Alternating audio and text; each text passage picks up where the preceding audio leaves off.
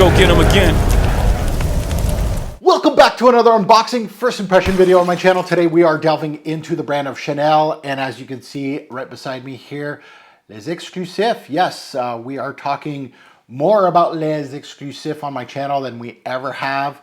This one right here, of course, Le Lion. Not an unboxing. The box itself is, it was in the purgatory, so the box is gone because it was already unboxed because it was a Facebook purchase. I bought it from a fragrance head on Facebook. That is your best bet if you want to get Chanel's for cheap. You know, you could go the retail route, makes all kinds of sense, but Chanel's are kind of hard to find just because discounters don't have a chance. Chanel is going to come after you. So it's nice to get Le Lion for a bargain. And I love delving into these exclusives from Chanel. And this one really piqued my interest just because of the note breakdown. I hardly buy these, as you can see, but when I do, I think that they are going to speak to me. I blind buy Chanel's once in a while, and honestly, they're an easy blind buy. They really are for me. I think, and it's just because you know you're going to get quality. And a frag head like me, I have such a wide palette that it's almost, you know, I know what Chanel brings to the table. So sometimes, you know, things like this, the little darker ones, I appreciate more, and they're easier to purchase for me. And if I recall correctly, Le Lion was for a short time Middle Eastern exclusive for a bit, which, looking at the notes, makes all kinds of sense to me. So finally a proper video on Le Lion, which it's been sitting in the purgatory for a long time. So it's going to be joining its friends here now after the video. It's going to go right beside me with all the rest of my Chanel's. Now, if you're new here, welcome to the Robes Way channel. I'm your host, Mark. Hit that subscribe button, smash that like button, much appreciated for all my hard work. You know, purchased, of course, with my own money. And obviously it's not going to be an unboxing. You know, there's nothing here, but, you know, as a fragrance reviewer, I'm all over the place. Men's, women's, niche, high-end niche, indie designer, low-end designer, bargain bin sense. It doesn't even matter when it was released. I'm super late on Le Lion as far as an influencer goes. I should have reviewed this back in 2020. But this is part of my journey. That's what my channel is all about. And that's why I think people do return to this channel. And to those that do return to the channel, I know some of you have been awaiting this video. So merci beaucoup for your support. Press the like button just for all my hard work. I'd really appreciate that. You know, I do my own editing. I shoot my own videos, things like that. All the prep is all me, basically. It's a one-man show here. So let's take a look at the notes of Le Lion. Let's take a look at some stats and all that, and then we'll talk about it. So in the notes, in the top, we have bergamot and lemon. So citrus, uplifting, starch. A lot of Chanel's will start with citruses, and then they're going to go into most of them in the florals. In the mid, we have labdanum and amber. So I don't know. It's going to be dark. And in the base, we have patchouli, vanilla, musk, and sandalwood. So just a really nothing, as far as a note breakdown, there's nothing sexy in this note breakdown, but I know that we're going to get some good stuff here. Now, it was released back in 2020, of course. The nose in House Perfume, Olivier Pulge, a great nose. And I always like to, big, you know, mega star noses like Olivier Pulge. I love seeing, you know, where, you know, what he has done in the past and what's been put in something new. That's something I really enjoy with great noses like Pulge. Looking at pricing, you're looking at $350 USD for a bottle of this, and at discounters, it's not going to happen. If your discounter has this, the best way to get it retail, I think some places, you know, outside of Chanel boutiques do carry the line. Usually they're away from discounts, but like sometimes you use like a credit card somewhere and they have point system and they do have, you know, some sort. That's the only real way of getting like a discount on a Chanel product, honestly. Or you do what I do and just scour Facebook groups and kind of make sure that you have the right person, but that will sell these fragrances for you. This person did not like it. It was too dark for them. And when they wrote that, I'm like, okay, take my money. That's exactly what I want to hear with a Chanel product. Usually it's like, it's too soft, too feminine, things like too powdery, you know, things like that with Chanel exclusives. But this one, no, it's too dark. Okay. So let's put it on strip first, and then we'll put it on skin. And I just got the little bottle because that's what was available to me. I don't think, you know, these bottles, these 75 mils are perfectly fine for me. Atomizer are always very good. You know, nothing crazy, but still very good. Le Lion by Chanel. Ooh.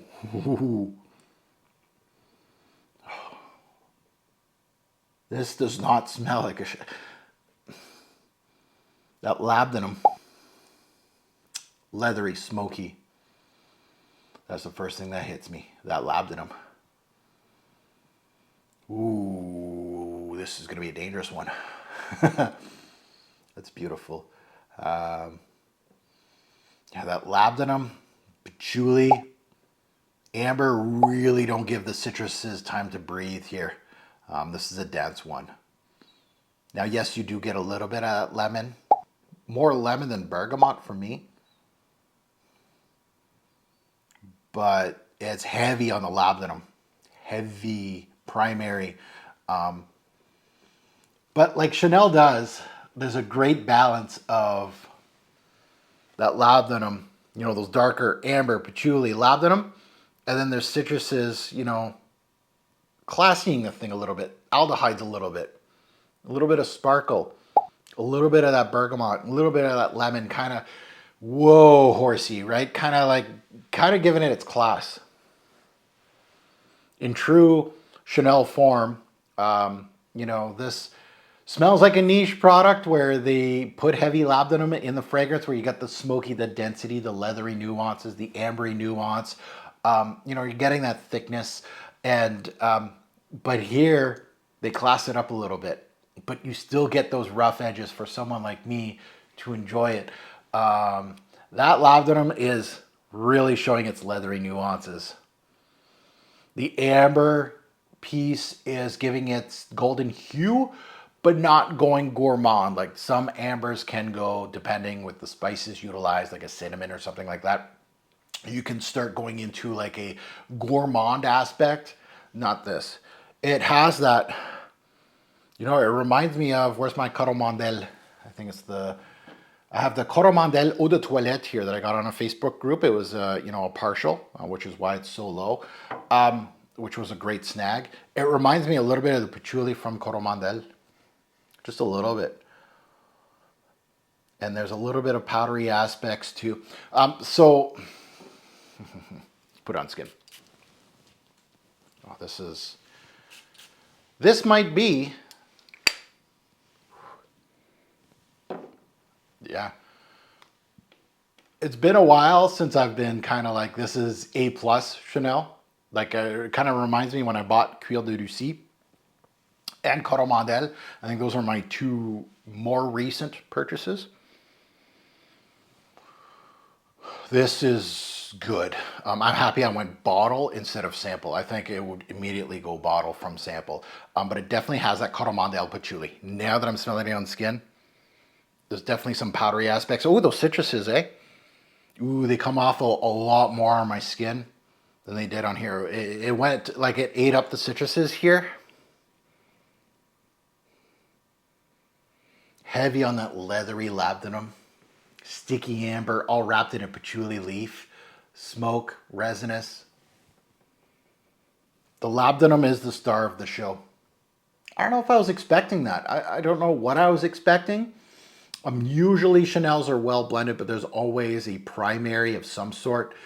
And most of the time, some of the times it's mostly florals. Obviously, there are some here that are, you know, the exception to the rule. But the labdanum is the star of the show, giving its thick, smoky, leathery, resinous touches. This is such a great composition off the intro.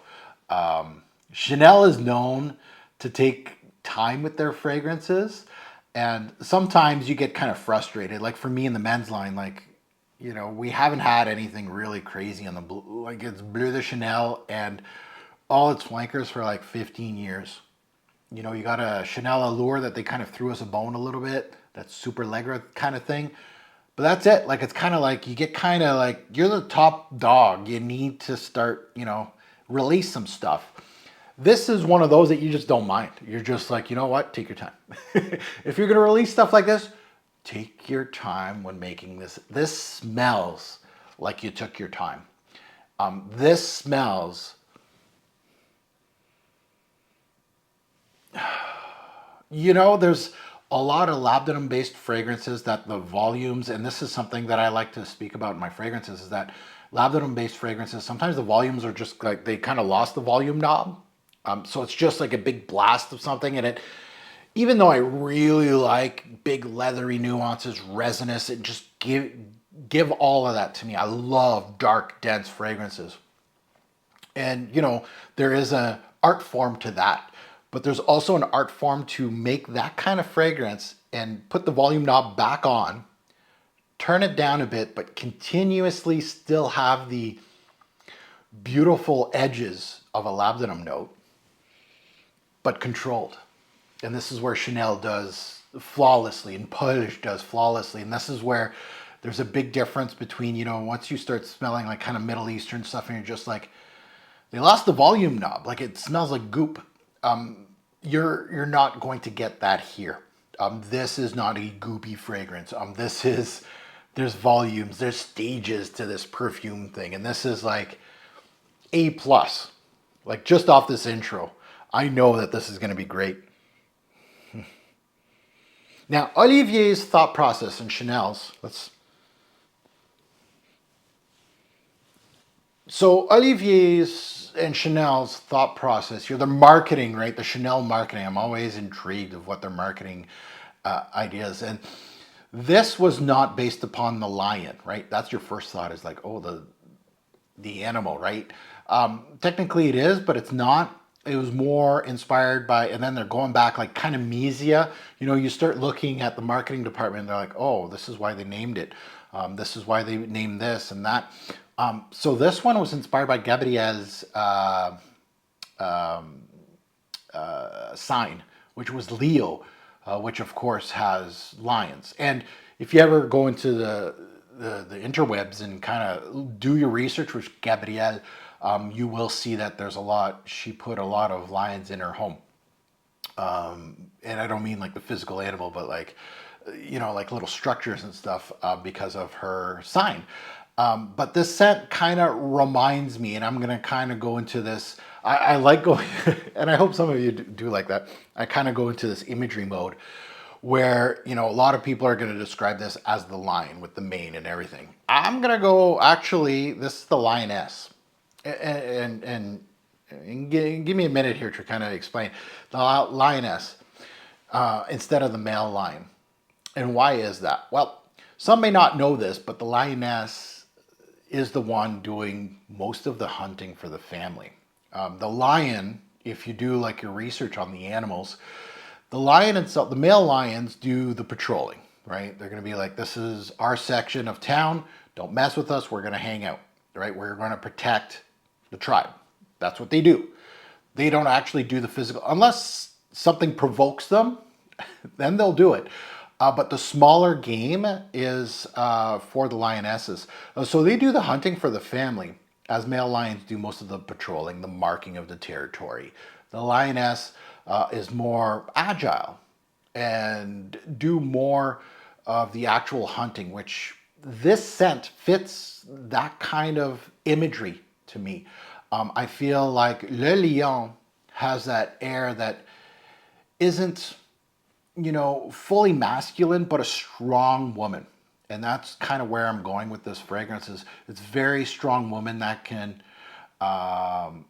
take care of the cubs, has a good heart, showing the cubs, the way of life, but also has that instinct of I'm going to hunt down and do whatever I can to feed my family.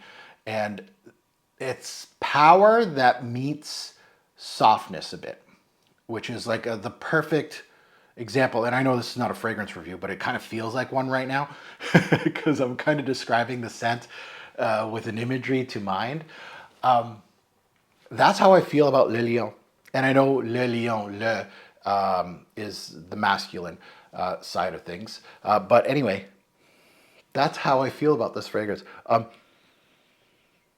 It's beautiful. Like the patchouli in here, like Coromandel, like yes, but the volume turned down. Good ambery glow. Labdanum is primary. Citruses they did really well on my skin, where it had that brightness, but still engulfed by those darker notes that really didn't give the citruses its time of day. It really felt like, you know, the sun is beaming down a little bit. There's a little bit of brightness, but, you know, darkness is coming. Hunting season starting. That's how I kind of feel about this one. Beautiful scent by Chanel. Actually, I'm trying to remember. It's been a while on my channel since I've been actually, you know, I do appreciate Chanel's compositions. Like I've done a couple exclusive, and I said, you know, I really appreciate, you know, the way they're like. There's nothing, you know, as much as I poo-poo Chanel, and you know, I feel like some people overrate them quite a bit. There's one thing that I can't take away from them is quality blending. Pulge does this thing, especially with Les Exclusifs. From my testing, beautifully done, beautifully done. But there's something to be said when it really, the worlds kind of collide, where all that greatness of Chanel, where you could probably rate it an 8 or a 9, and then you got your personal taste kind of collide. This is where this one goes in. This is a 10 off this sniff. I know that I'm going to get some excellence in the dry down. Unless this thing falls off a cliff, that's the only way that it's going to lose its 10. It's a beautiful, like it's, oh, this is a good scent of the day.